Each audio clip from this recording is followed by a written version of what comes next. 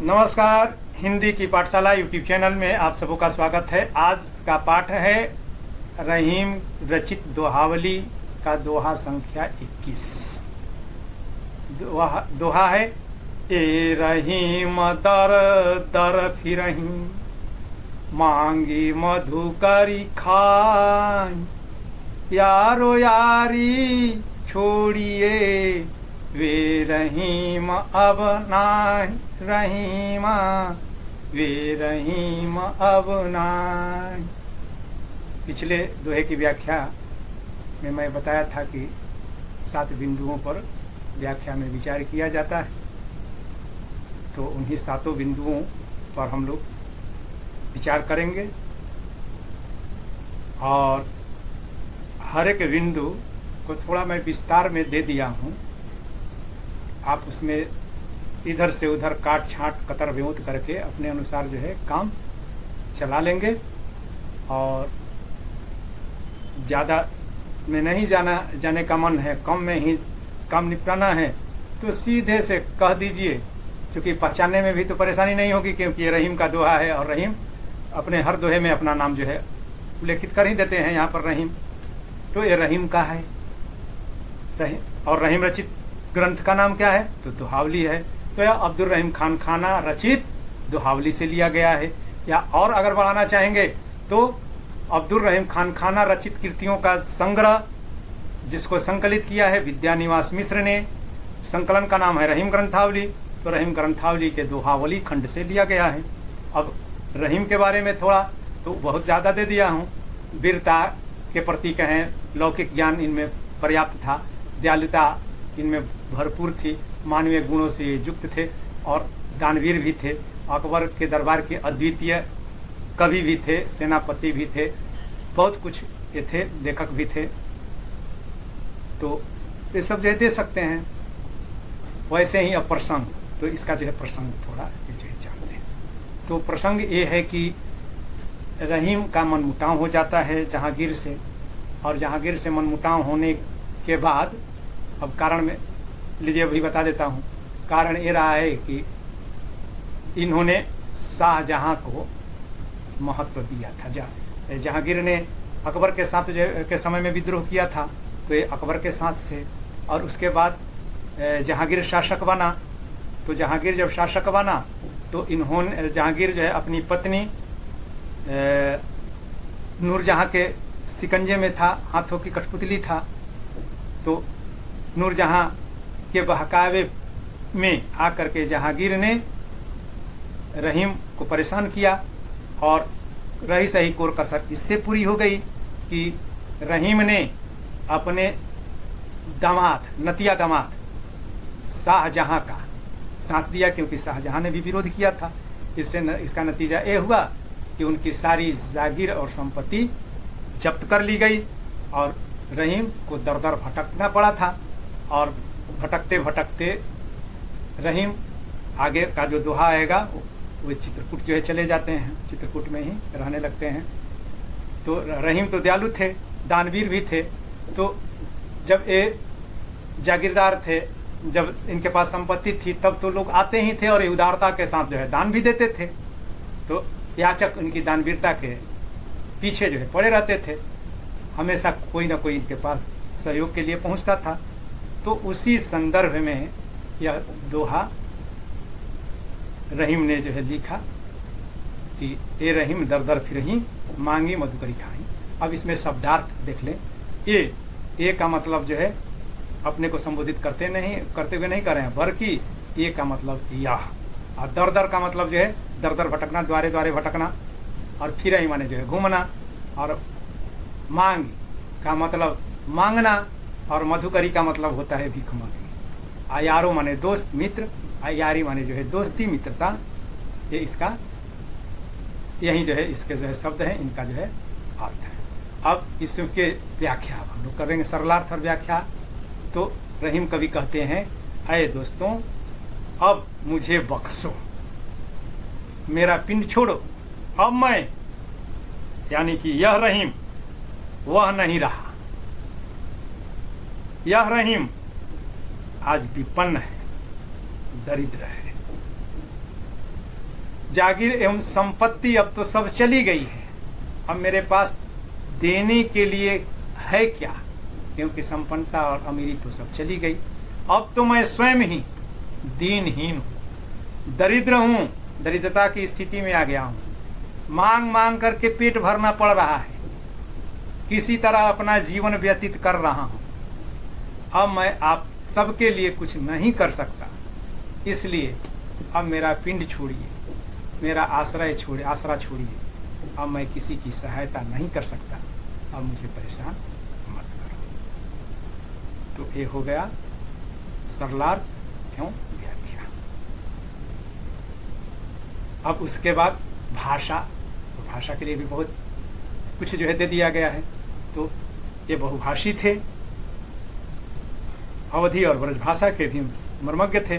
तो भाषा के संदर्भ में ये लिख सकते हैं कि इनकी भाषा सधी हुई है, लालित्यपूर्ण है और ब्रज भाषा का परिनिष्ठित रूप का व्यवहार हुआ है।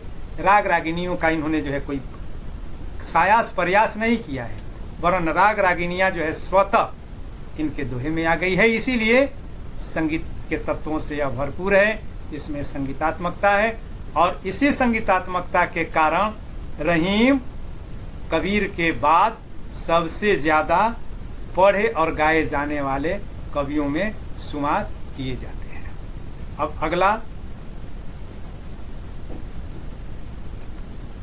अब जो है छंद, तो जब तक छंद की बात है तो यह दो पंक्तियों का है, दो पंक्तियों में दोहा होता है, तो यह दोहा छंद है और इसमें मात्राओं पर जो है ध्यान दिया जाता है, इसलिए से यह मात्रिक छंद है।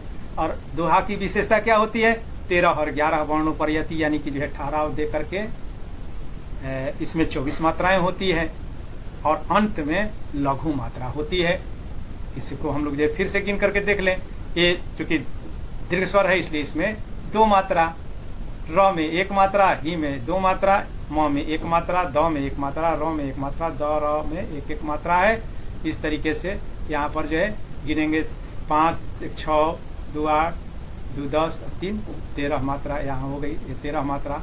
और यहाँ से यहाँ तक गिनेंगे तो 11 मात्रा, और वैसे ही इसमें भी जो है 13 मात्रा और 11 मात्रा। तो 13 और 11 के पर यति दे करके 13 यहाँ पर जो है ठहराव दिया गया है ना, कौमा, तो यहीं जो है ठहराव, इसी को यति कहते हैं। तो 24 मात्राएं हैं। अब अलंकार अब हम लोग तो बता चुका हूँ कि यह नीति का दोहा है।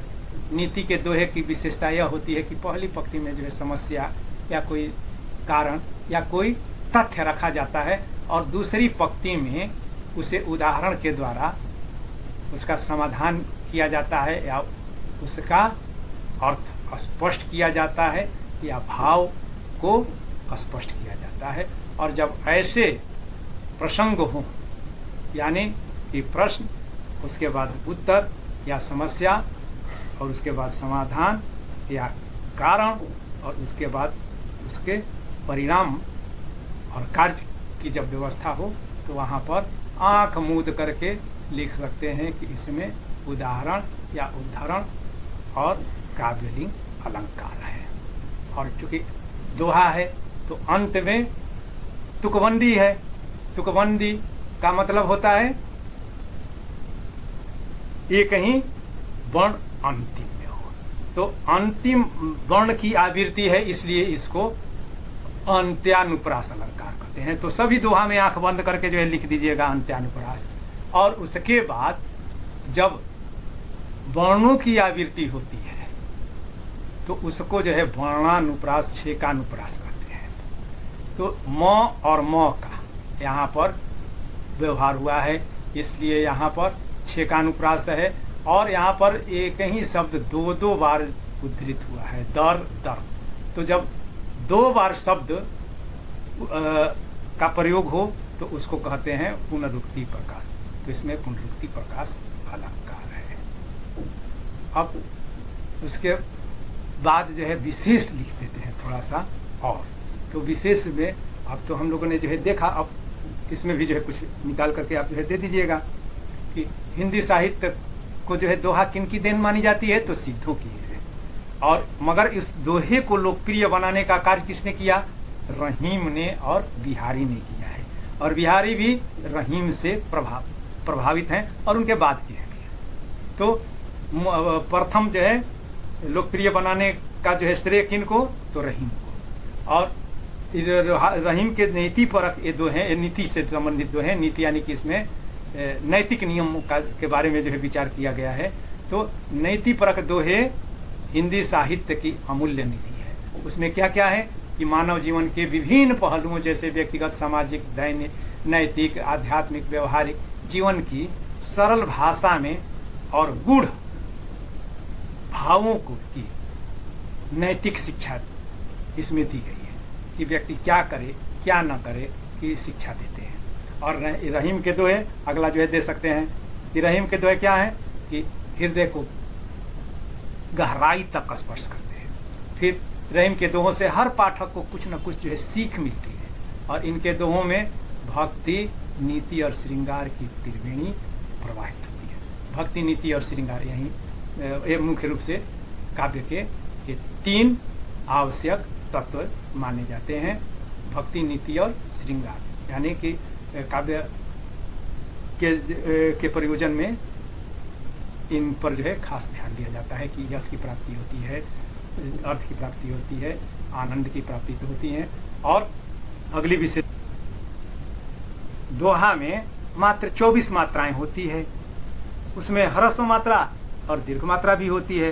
ह्रस्व में 1 मात्रा गिनते हैं और दीर्घ में 2 मात्रा गिनते हैं। अगर अधिकांश वर्ण अगर दीर्घ हो जाए तो और जो है छोटा हो जाएगा। अगर ह्रस्व रहें तो भी अधिक से अधिक जो है 24 जो है ध्वनियों का, वर्णों का प्रयोग करना पड़ेगा। तो आकार बहुत छोटा है जिसमें आखर यानी अक्षर थोड़े से हैं। और इन थोड़े से आखर में, अक्षरों में इतनी गहरी और गंभीर बातें कहना, यह जो है बहुत ही सधे हुए कलाकार के बस की बात है। और ऐसी कलाकारी से रहीम हरे पूरे हैं, सिद्धहस्त हैं, मंजे हुए कलाकार हैं। और दोहा के संबंध में उन्होंने ही ये विशेषता बताई अपनी दोहावली को कि दीर्घ दोहा अर्थ के आखर थोरे आई, ज्यों रहीम नट कुंडली सिमट कूदी चढ़ी जाही। कोई इन्होंने सत्य चरितार्थ किया है। जैसे कि हम लोग बिहारी के दोहे के बारे में भी जानते हैं, सतसैया के दोहरे अरुणावक के तीर, देखन में छोटन लगे घाव करे गंभीर। तो वैसे ही रहीम के दोहे भी थोड़े से आखर होने के बावजूद गंभीर से गंभीर बात को कहने की क्षमता रखते हैं।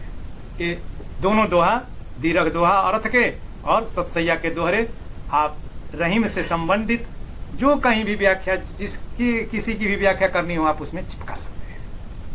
अब आ जाएं हम लोग